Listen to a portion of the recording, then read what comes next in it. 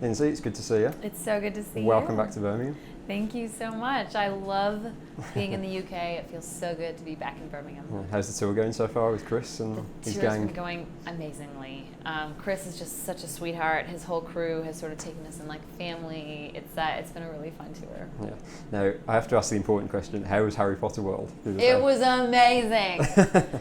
I mean, I'm such a fan of the books ever since I was little, and then the movies, and you know, my whole family. My dad is a huge Harry Potter fan, so it's just kind of been in my family.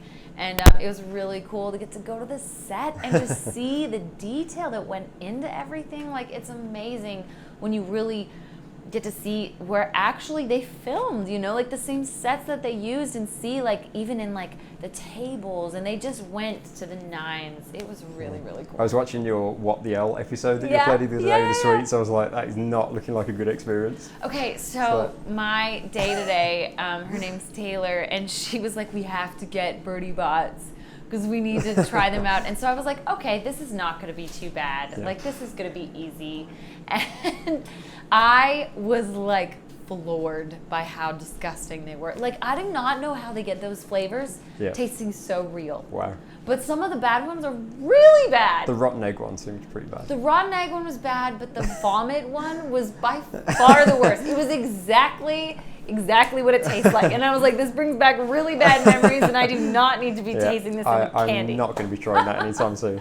But oh my gosh. You've been everywhere recently, because you're in Australia, weren't you, with Devin and Brandon and Tennille? So yes. Tell us a little bit about that and sharing the stage with those guys. It was amazing. For the month of March, I literally flew around the globe. Left Nashville, went to Germany, and played in Berlin and Amsterdam, and then flew from Amsterdam to Sydney, Australia. Then played about 10 shows in Australia, went to New Zealand, then Japan, and then went back to Nashville. So it was just like a whirlwind, literally. Wow. But it was incredible. It was amazing to bring, you know, country music to countries that don't get it very often. Specifically in, you know, Japan, a lot of people don't even speak English, let alone get to see country music and really get introduced to country music, and what they may necessarily think of is country. It's so much more than that.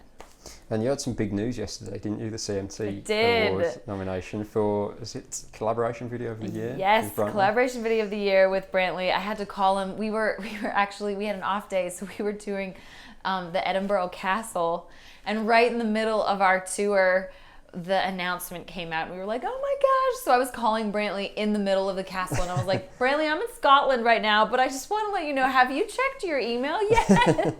But it was really good news to get. Well, before we speak about that video, tell us about that collaboration itself, because what happens in a small town. Why did you feel like that song was a great fit for you? You know, Brantley was just finishing his record. It was the last song that they were sort of looking for to complete his album. And when he turned it into his label, he knew it was a duet. The head of his record label, Mr. Scott Borchetta, knew it was a duet.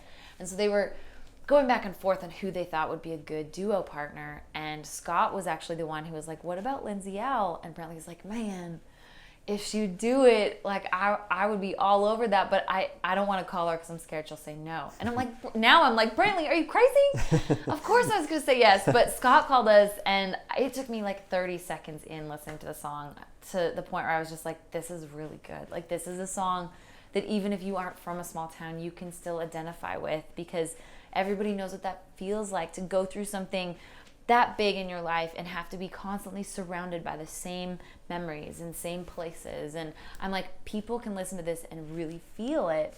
And so I was like, yes, I want to be a part of this. Let's do it. Let's go. I'm in. Amazing. And so it's been amazing. You know, Brantley and I were friends before, but I feel like now he's like an older brother, and he's just so amazing. And all of his band, and getting to work with Mr. Dan Huff in the studio was like a huge bucket list moment for me, as of course of, you know, one of the best guitar players in Nashville, let alone producers. And so it's been an amazing experience. Yeah. And the video is directed by Sean Silver. Yes. He's one of the most experienced directors like in country music. So tell us a little bit about working with him. Being on the set with him, he just is so natural. And he just has a way to make you feel like, you know, we're just hanging out. We're just hanging out in the room, and we're talking about something, and we may be singing a song, and there may be 30 people figuring out the lighting on your cheekbone, but we're just hanging out. And so it just felt so comfortable that I love shooting music videos. They're kind of one of my favorite things to do because I feel like I'm a movie star for a day. Like you just get spoiled with like, I don't know, 30 people are looking at like if your shirt's on straight or something, and I'm like, what is this life? This is crazy. But it was just so much fun. So yeah, Sean was amazing, and we got to film it down in a little small town just south of Nashville called Columbia, Tennessee. And we went to a high school there. I got to play like my epic guitar solo in the middle of the football field. And the whole football team was there with the cheerleaders, and they were so sweet. And the couple who actually acted in the music video are a real life boyfriend and girlfriend. And so it was just so sweet. Wow. They're high school sweethearts. And as Brantley and I were singing, they were going through all these scenes of their love, and it was really cool. It was a great day. Yeah.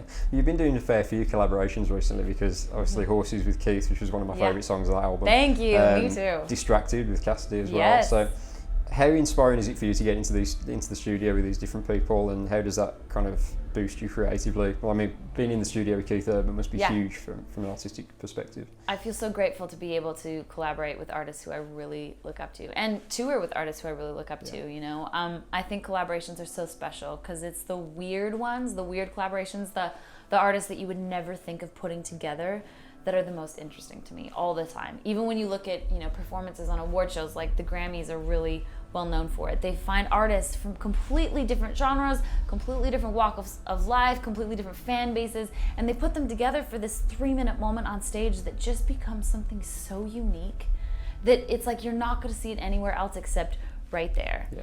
And I think when you can find the right collaboration of where it becomes a magical moment like that, that's something to really bring fans in. And even when you have artists from different fan bases, it sort of cross-pollinates even fans, and fans get to go check out an artist that they might have not listened to a lot. So I am all for collaborations. I think they're fantastic, especially when I can get with my best friend in town, Cassidy Pope, in the studio, and I can sing on her record. When she called me, I was like, yes, of course, I will do whatever you want. If you need me to like play the spoons on your record or something, I will do it proudly.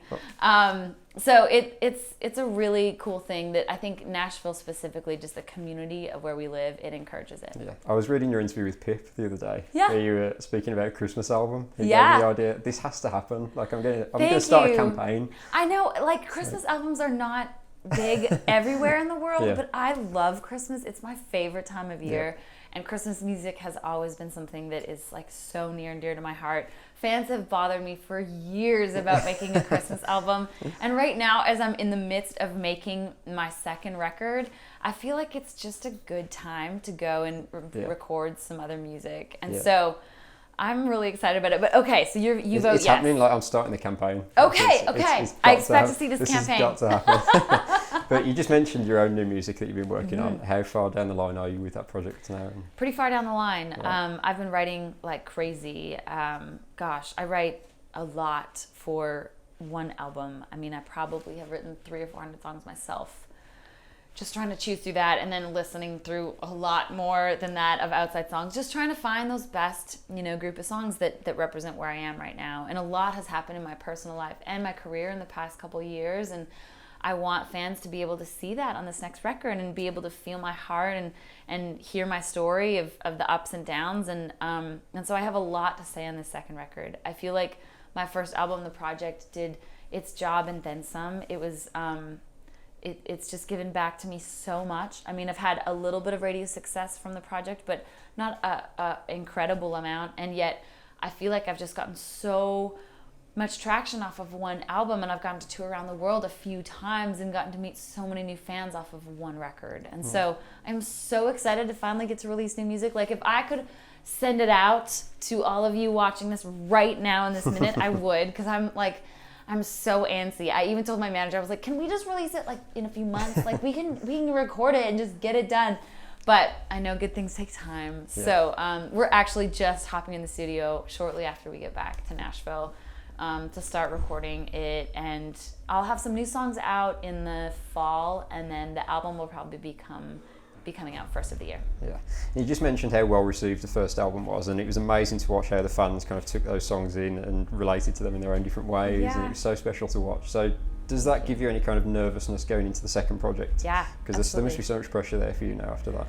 I feel so much pressure. Like in the past few weeks, I've been emotionally eating. I've been like working out really hard and like injuring different parts of my body. I feel like I'm so old. But yeah, I feel a lot of pressure right now, and I'm just trying to, disperse that pressure, because I know it's mainly mental in my head and I'm putting it on myself. But this second album is really important to me, and everything that my first record did, I know this record needs to do that, and then tenfold in my heart, in my dreamer heart.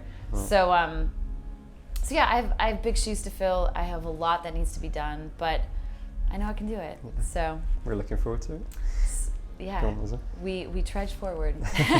And just finally, because I know you've got to go and do sound check in a minute, but yeah, sorry, you can hear Chris sound checking in the can. background, the loud kick I don't know drum. if the guys can hear this That's on the Mr. mic. Chris Young, Yeah, it is everybody. Mr. Chris Young. But just finally, what's the long-term plan for the UK? Because obviously this is a big platform for you, doing this tour. You've done C2C, you did the tour with Christian. So Yes. are you at the point now where you're ready to do some headlining stuff?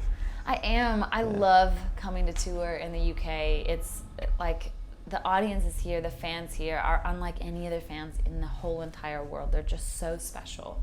And so that's why I consistently have made it a priority. I've told my team, I'm coming back to the UK as often as I can. As often as everybody will have me, I will be here. And so this tour with Chris Young has just been so much fun. It's been so amazing to get to come back. And yeah, we are already in the works planning some shows, hopefully at the end of this year, if not early in the new year. I feel grateful to be a part of things like C2C, getting to do that not last year but the year before. It was just incredible, and so hopefully we can even go back there. That's what we like to hear. Well, Lindsay, thank you for doing this. We appreciate your time as always. It's good to see you. Thank you so much for having me. It's so good to see you. We'll catch up with you very soon. That sounds like a plan.